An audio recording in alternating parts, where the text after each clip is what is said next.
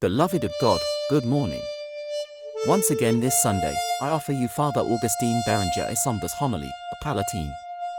Today we celebrate the 21st Sunday of Ordinary Time in the liturgical year A. Our theme of meditation, in light of today's readings, is on authority and power. This theme is timely, especially in a period where authority and power are often confused, leading to abuses in various areas, including the environment. Let's begin by defining these concepts. Authority can be defined as the right or power to control, lead, or make decisions in a certain domain or over a certain group of people. Power, on the other hand, is the ability to act, influence, or control others.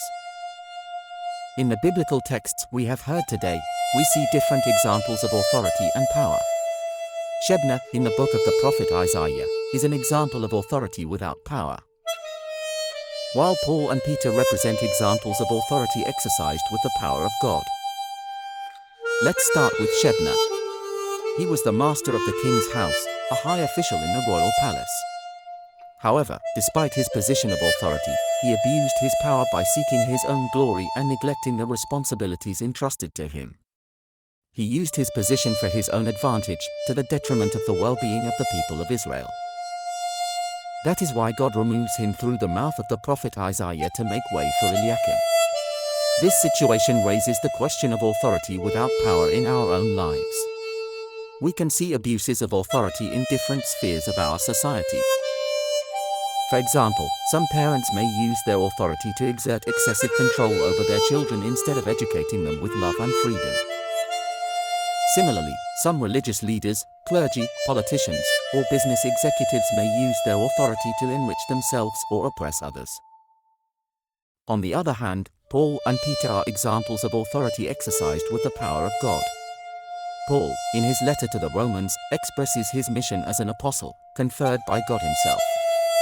He understands that his authority comes from God, and he uses it to proclaim the gospel and build the community of believers. Peter, on the other hand, is entrusted by Jesus with the keys of the kingdom of heaven, symbolizing his authority as the head of the church. He exercises this authority by proclaiming the truth of the gospel and guiding the disciples. Meditating on these different abuses of authority and power, we must question our own use of authority and power in our lives.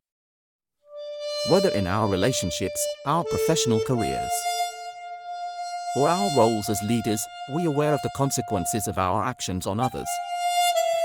Do we tend to be driven by selfishness and abuse of power? Do we seek to exercise our authority with love, compassion, and justice? It is also important to remember that we all have a certain form of authority and power, regardless of our situation. It is essential to recognize this power and use it responsibly and respectfully. The key is to cultivate an authority guided by moral and spiritual values, motivated by love and service to others, and open to the wisdom and guidance of God. As an exercise for the week, each one of us should ask ourselves how we manage the power entrusted to us. Do we do so with humility, like Peter and Paul, trusting in the wisdom of God?